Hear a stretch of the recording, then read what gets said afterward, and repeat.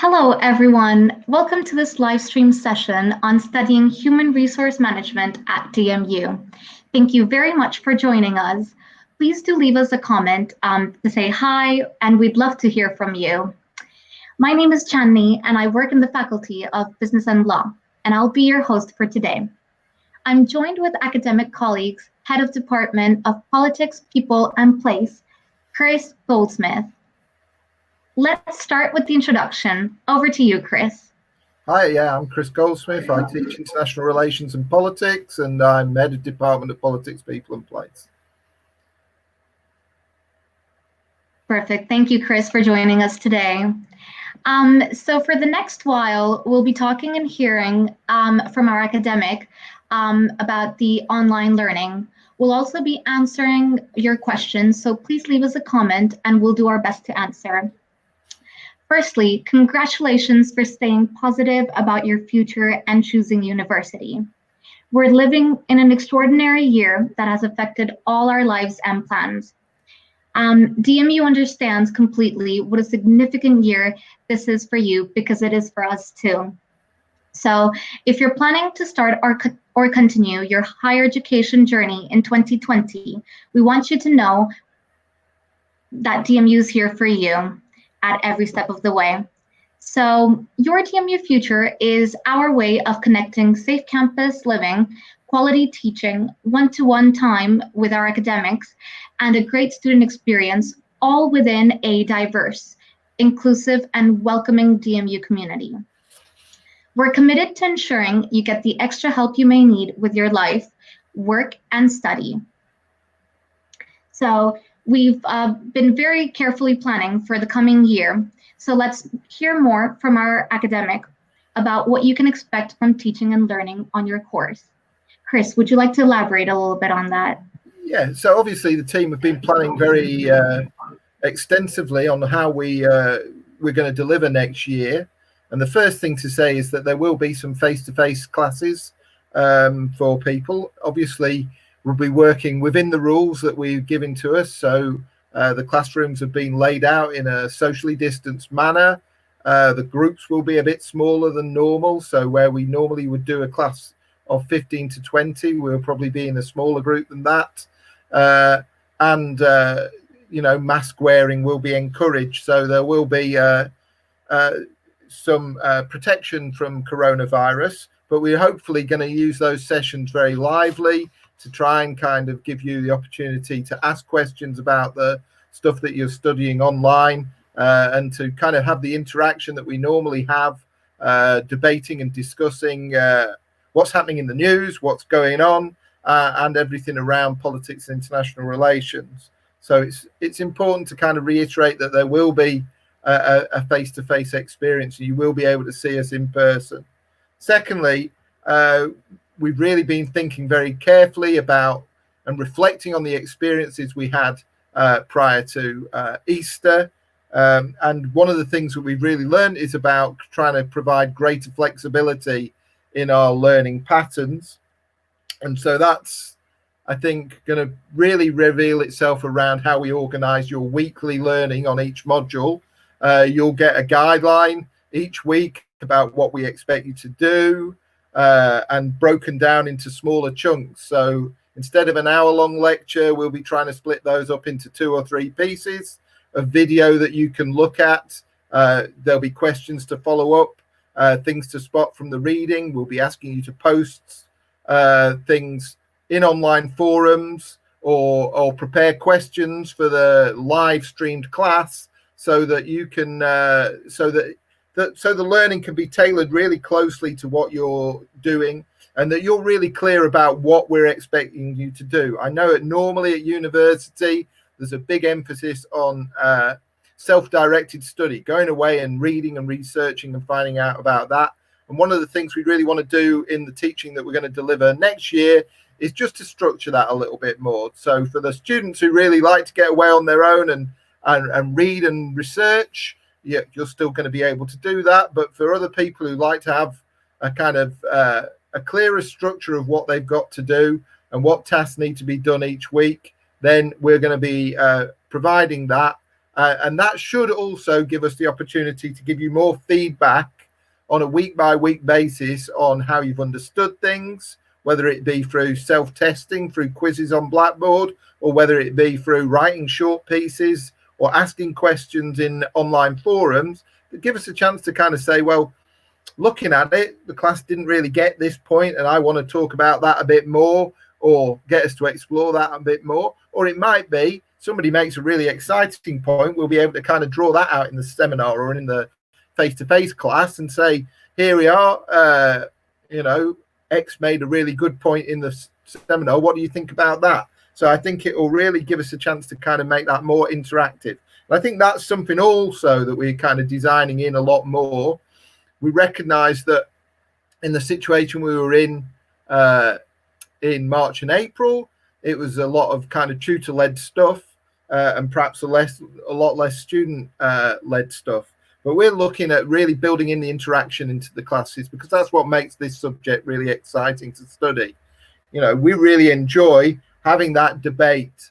So we're building in interaction with the team, both in the online classes, in online forums, through the face-to-face classing, those opportunities to kind of say what we think, explore different angles, sometimes go off on tangents and so on and so forth, but also with each other, because I think a really important part of studying politics and international relations is listening to other students.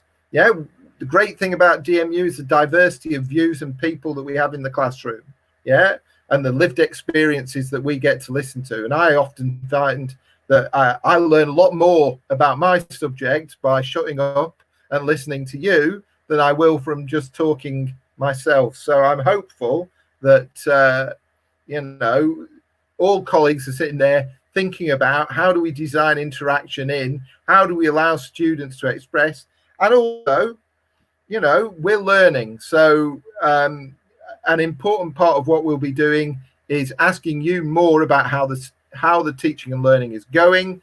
We'll have regular opportunities for you to comment, and then hopefully we'll be able to quickly adapt if we're asking you to do too much, or even, God forbid, that we're asking you to do too little. You can kind of tell us, and you can kind of fit into, we can kind of begin to shape, because obviously this will be the first time that we've really gone at this from the beginning of the year, and it's going to be a negotiation between us and you about finding the right kinds of levels for the teaching. So there's a kind of quick overview of some of the things we've got planned. That's great, Chris, and I feel you've really explained how much of a support DMU is going to be giving students.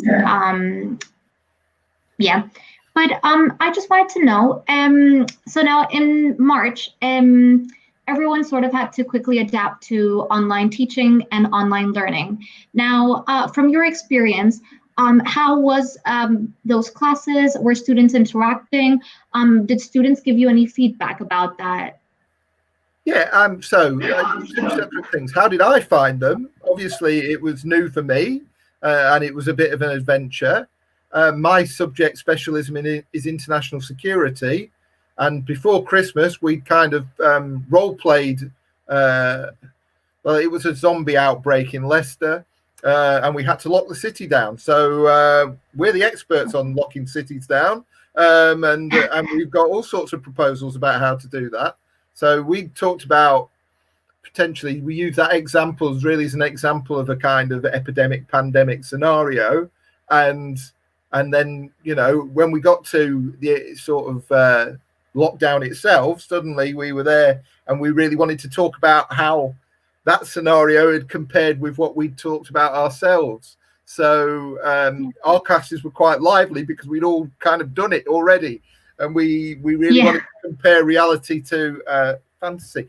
I think, at that stage of the year, students are focused on assessment. So we had a lot of discussion of how to do assessment. We had a lot of discussion. And also, I think, we can't underestimate how important the kind of sense of community is that we have at university, both between teachers and students. You'd hope that there was a sense of community, but also between each other. So for a lot of students, I think they found the live online kind of class was a place where we could all get together, stuck in our own houses or in our family homes, perhaps not kind of feeling quite as free as we normally had, but at least we could get together and share our kind of war stories and of the experience. So I think there was an important kind of social part to that learning as well.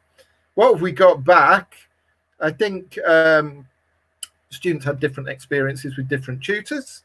Some people were more comfortable in this kind of environment and other people less so. We've got a lot to learn about how people's differential activity, sort of access to technology involves. I can remember one class where I was talking to somebody through somebody else's mobile phone who was on the call on Blackboard Collaborate. So we were kind of shouting at each other through a phone and through the computer, trying to have a conversation because that person didn't have a laptop. And so they couldn't access that session. Okay. So, I mean, I think one of the things that we'd say looking at what we're doing now is we're planning to kind of try and be not less reliant on the being there synchronous session, the live event, but also making sure that there's plenty of stuff that students can work through at their own pace to make sure that they can kind of do the learning if they can't access or they have problems if the technology fails in these kind of live sessions. We've got lots of material there that are going to help people guide their way and work their way through the sessions. And obviously everybody's much more confident about using this kind of way of working now. Yeah, definitely. Because now it's been a couple of months, but it's really reassuring to see that DMU is so flexible to sort of, cater to everyone for if there's any technology fail, as you said, or people don't have the right resources or anything along those lines. So that's really, really good. Thank you for that. So now we have a couple of questions that I'd like to ask you. So are you ready? Yeah, of course, always. Perfect. So one of them is, will I have one-to-one contact with academics? Yeah, absolutely. We're still working through how that might happen in terms of face-to-face or mask-to-mask or however, because that's obviously a bit more of a challenge.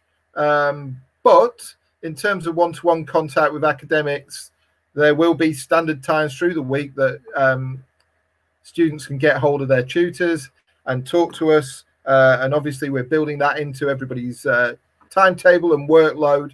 So if students want to kind of talk to their academic staff, it should work as normal. It will probably be through Teams or Blackboard Collaborate, and we'll work on those sorts of schemes. We're working around trying to have a booking system, but we just need to get the technology in place to do it. Yeah. Excellent. So we're really keen to kind of encourage students to try and engage with us. I'm not perhaps the best person to ask because I'm also probably the busiest person in the department, but colleagues really are, in all our conversations, we're looking forward to those kinds of one-to-one talks because that's where we feel we can add a lot of value. And we think that that's where we can see also sometimes the light bulb clicking on for students and them really getting what we're saying. I agree, and I feel that that's, as you mentioned, when the student also gets the most support. It's very helpful. How about the course? So, what will the course look like in September? So, what will my course look like in September in terms of modules are going to be largely the same. Your week-to-week kind of experience will be different. Clearly, to some extent, you will be having a face-to-face or two face-to-face sessions maybe a week, but you'll also have a timetable that doesn't include any lectures this time. So there'll be no fixed time for lectures. Lectures will be posted before the start of each week, so that you've got those to watch and work through.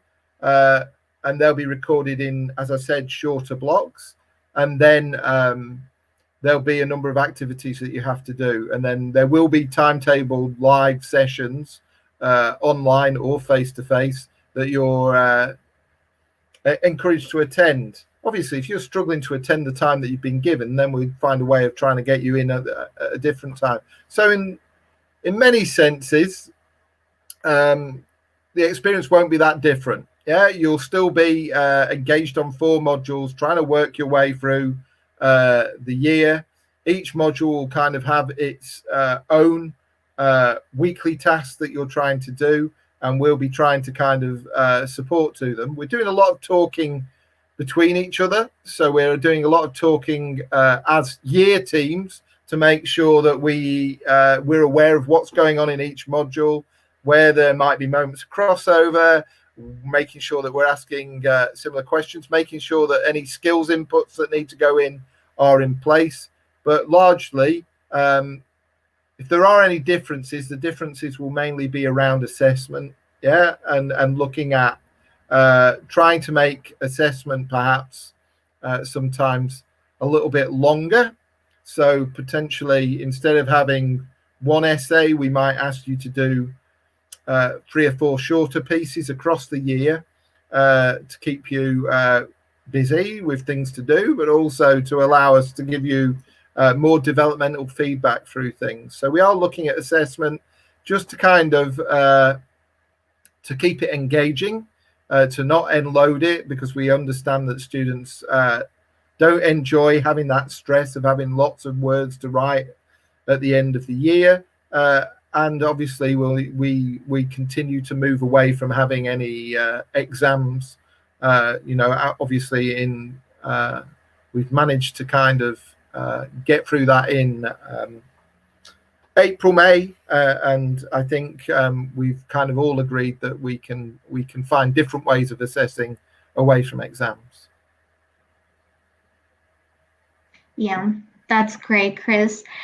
So just for those who have just joined us, we're here with Chris Goldsmith, just talking about what September is going to look like. So if you have any questions, please drop them in our comments, and we will answer them as soon as possible.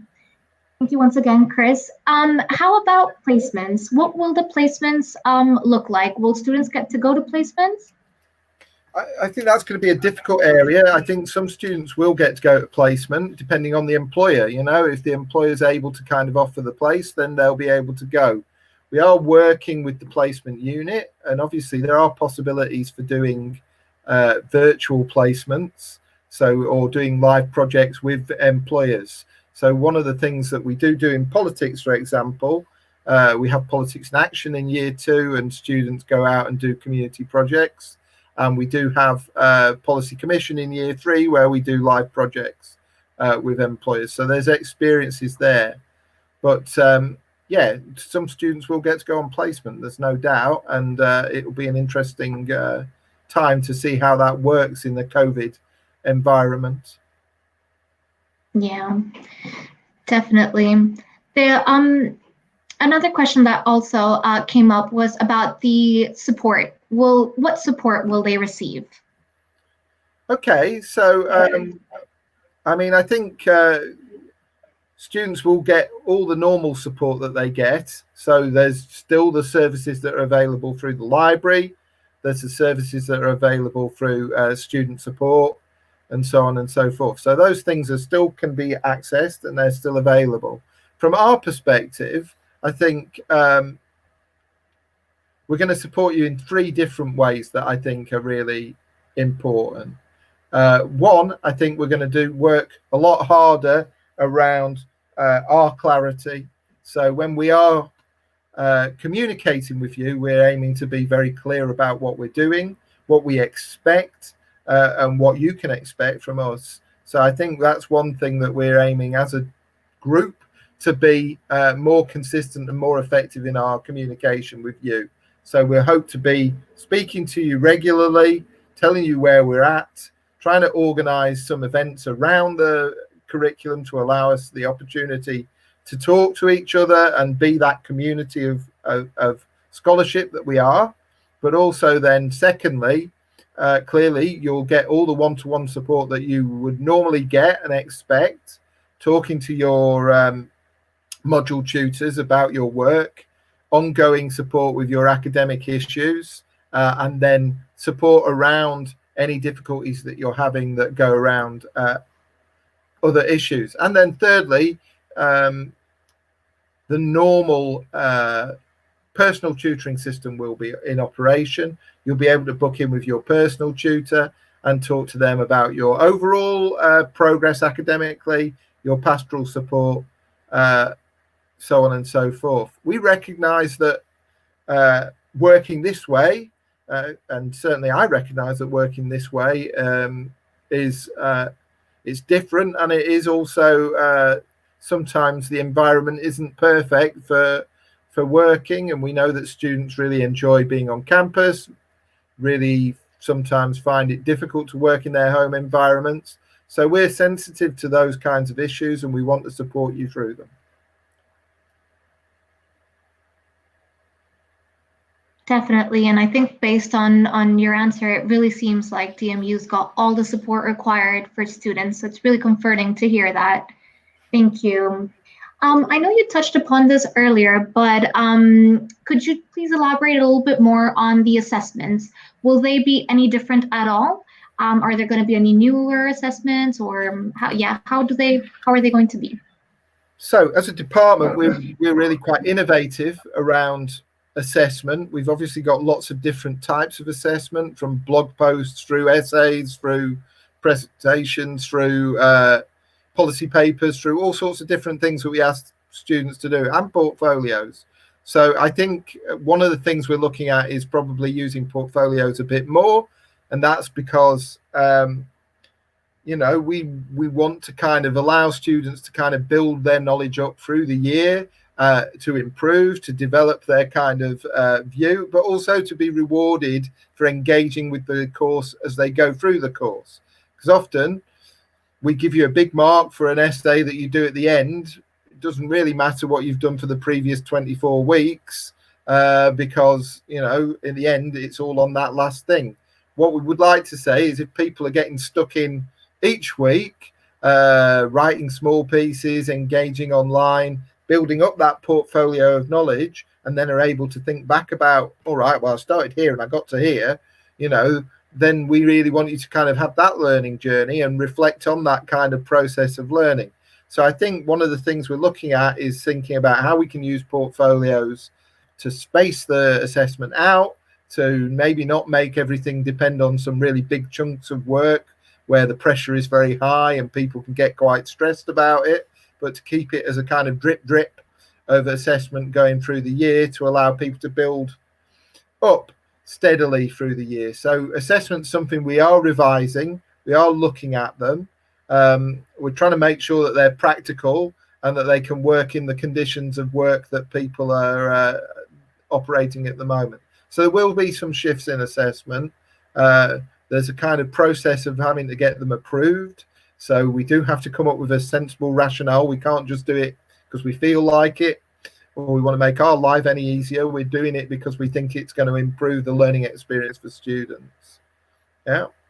That's not to say that there won't still be, for example, in our subject area, up to this year, the dissertation's always been compulsory. This year, students in the third year had the option to pick another module and not do the dissertation because we were concerned about the challenges of doing a dissertation under COVID.